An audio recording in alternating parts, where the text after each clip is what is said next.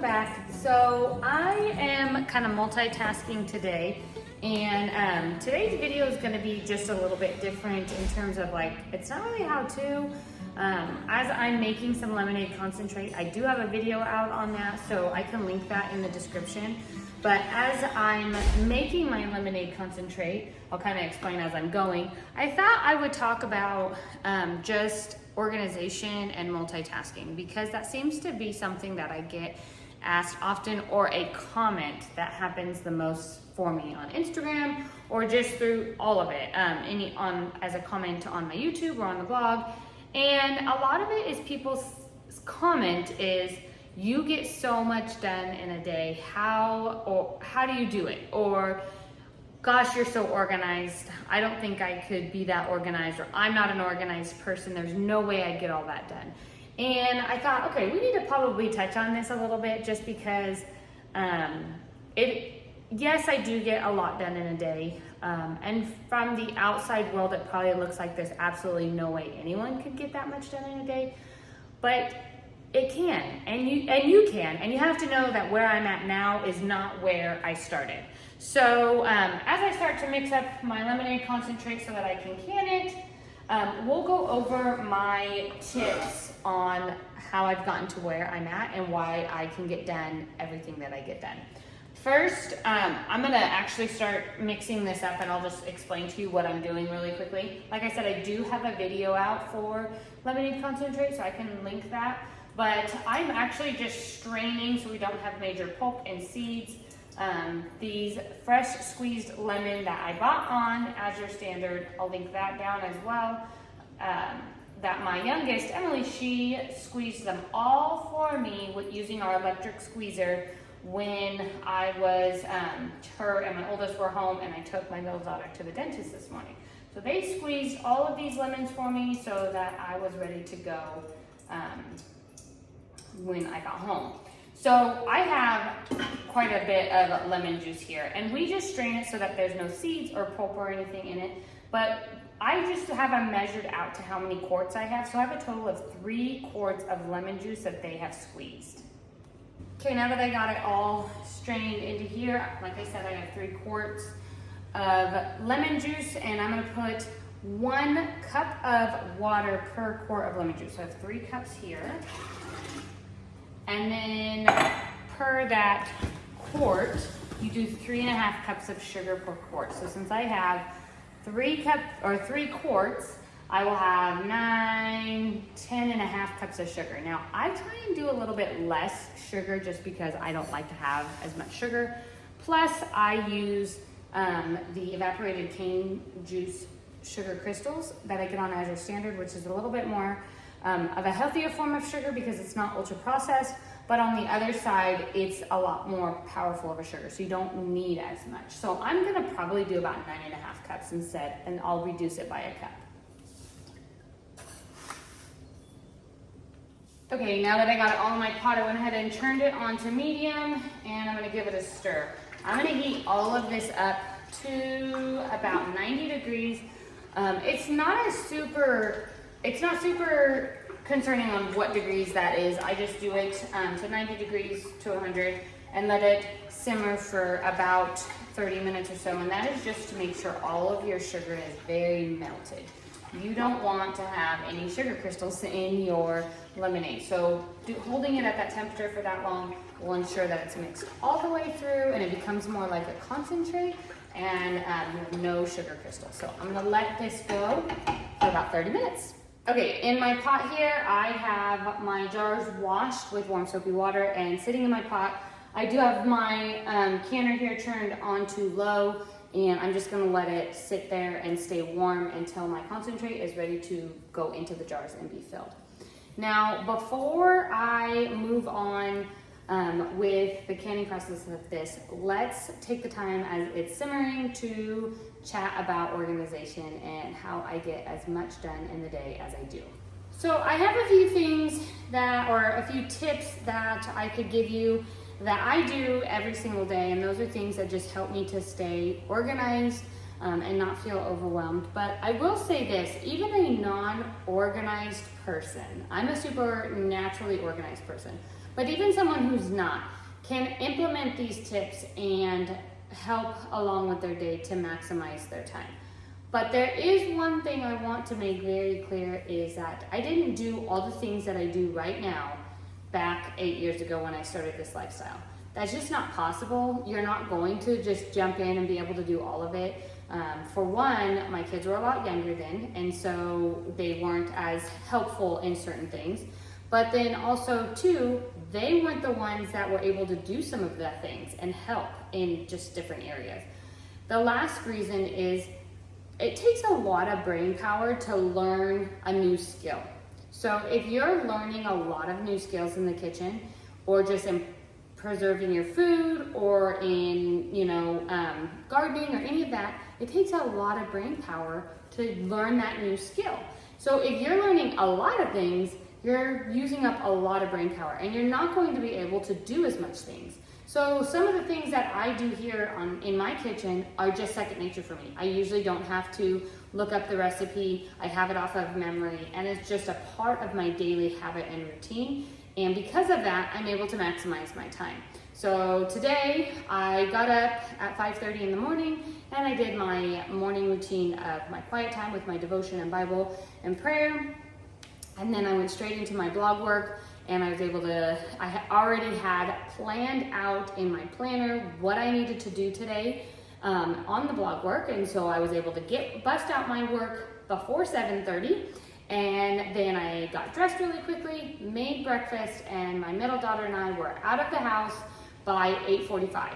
Also in that time while I was making breakfast, I was whipping up, as you can see, 2 loaves of sourdough. So I started my gluten-free sourdough and I started my regular sourdough.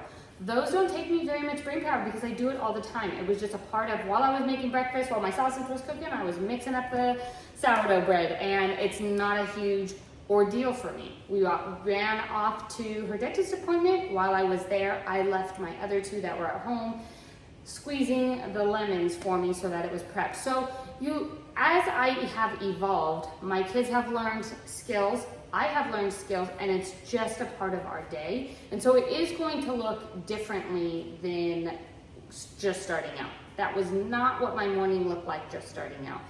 I saved my projects for the afternoon during nap time because I had little kids, and it took a lot of my brain power. I was reading everything and figuring out just so what I needed to do.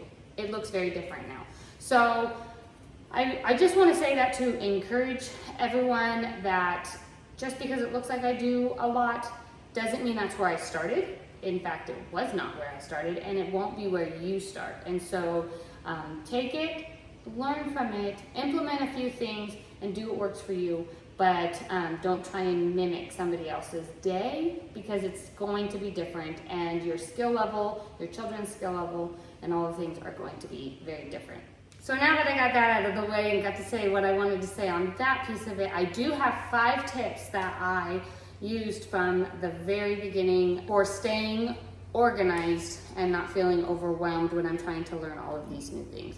The first tip I have for you is to get up before the rest of the house wakes up. That has just been something I've done from the very, very beginning. Even before I started cooking from scratch and living this homesteading lifestyle, I always got up before the kids and everybody else. And that just sets the tone. When I wake up with them, it makes my day, I always feel behind, even if I'm not behind. I always feel behind from the get-go. If it's just 10 minutes, 15 minutes, even if you're not a morning person, I urge you to wake up at least 10 minutes before the rest of the house. Drink that first sip of coffee, sit down, do some light reading, do a devotion time, a prayer time. I promise you it sets your tone for your day, and it's just a very peaceful time. Even when I'm so tired, I look forward to that time in the morning. So whether you're a morning person or not, whether it's hours before everybody else or just 10 minutes, 15 minutes before everyone else, getting up before the rest of the house makes a huge difference in staying organized and maximizing your time. Number 2 is implement a quick clean throughout the day. So this is what a quick clean is for us. If everything is just looking disarrayed and I'm feeling overwhelmed, I just yell out, "Quick clean!" And everyone knows that is the cue to just go around the entire house and pick up anything that's out of place. So as we've gotten older, we haven't had to do it as much, but when they were young, it was a game, it was really fun, and we would just run around the house as fast as we can. I'd be silly and goofy with them, and we'd just be picking everything up and putting it back where it belongs. That helped me significantly in not feeling overwhelmed, because for me, I'm a very type A person, and so clutter or things out of place really was a trigger. And so this was a way to make it fun. I wasn't this nagging mom that was yelling at everybody, and but I was able to know when my trigger was happening, when I was seeing everything felt out of order and very overwhelming, to just yell it. Everybody helped, everybody ran around and picked up what was around the house. So if shoes are out of place, you go put them back. If toys are out of place, you go put them back. Just all of that. So anything out of place, you put it back. And that was a huge deal for us. So when they were little, we tried to do it after school time, and we tried to do it after, like, before dinner. Those were kind of the 2 times that we did it. But now that they're older, we don't have to do it as quite as often. Usually if I just see something out of place, either I'll grab it, or I'll tell whoever's it is to, hey, come get your shoes, or come get this.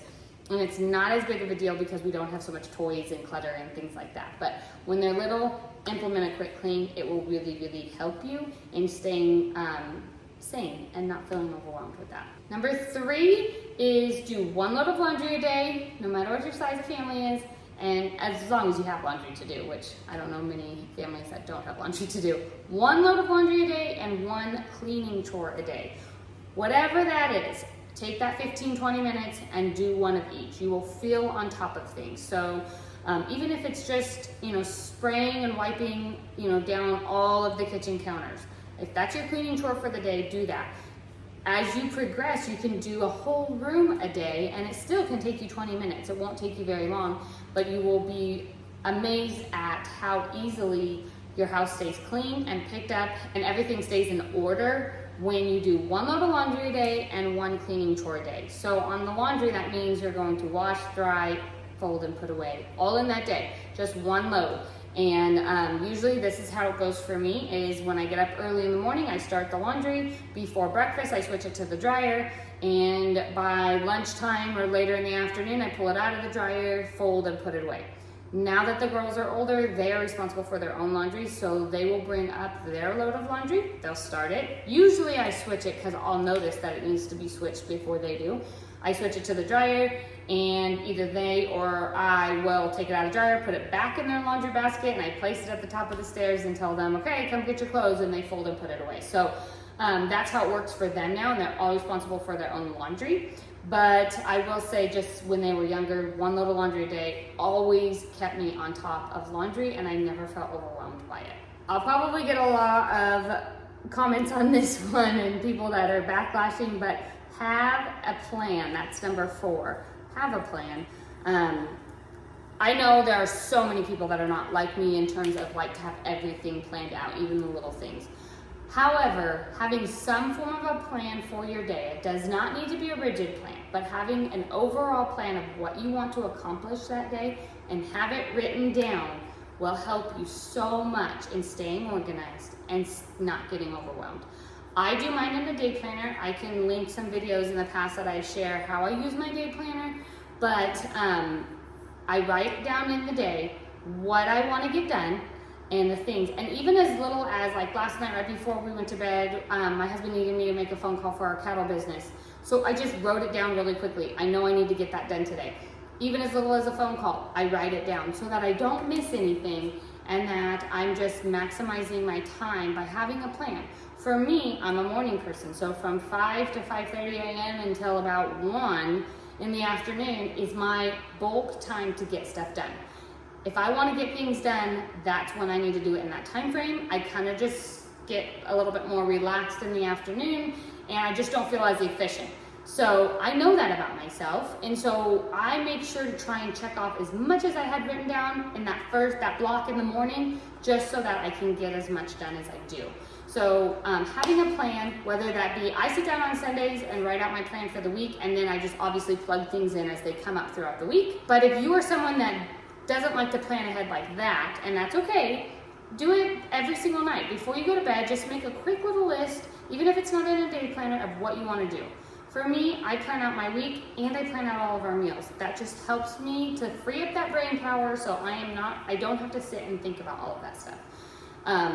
You may want to do it a little bit differently, but some form of a plan, write it down, will help you to stay organized and not feel so overwhelmed. And here is my last tip, number 5, is put your house to bed before you go to bed.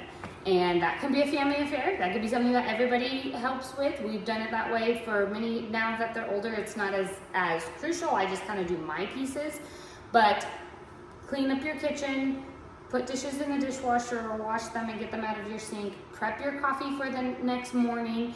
Have everything in its place before you go to bed. For me, a surefire trigger is to get up in the morning, walk out, and if I see stuff everywhere, I already feel behind. Whether I woke up on time or not, I feel behind. If you come out in the morning and your house is put away, everything is put in its place, it's like a fresh start. It's a brand new day. No matter what happened yesterday, no matter what you didn't get done yesterday, it's a brand new day, it's a brand new start. And that starts with having everything put in its place. So that is a big tip of mine. Put your house to bed before you go to bed at night, and I promise you'll start feeling so much better in the morning when you wake up. Okay, so those are my tips to get you started on feeling organized when you're overwhelmed or you just don't know where to start. I hope that they were helpful for you. I hope that you just learned something new there, and I'm gonna get back to my canning of my lemonade concentrate. This has been going now for the 30 minutes, and I can tell it's all nice and melted together. I'm gonna go ahead and fill each of these jars that I have in here, these pint-sized jars, to 1/4 inch of headspace, and then I'm gonna water bath cannon, making sure the water is all the way to over the jars, and I'm gonna water bath cannon for 10 minutes. For me, I'll adjust for my elevation, which will be 15 minutes, but the recipe is 10 minutes, and then I'll have it for my shelf to be able to use and make up lemonade really, really quick. I hope that this video was helpful for you. Make sure to like and subscribe to the video. I send out one new video every single week. Sometimes it's recipes, sometimes it's just talking, sometimes it's garden stuff, you just never know. Make sure to jump on over to the blog and put in your email address and become an email subscriber over there. I send out one email a week over there with printable recipes and different things like that. I hope this video was helpful, you learned something new, and you don't feel overwhelmed and can get yourself organized. We'll see you next time. Take care.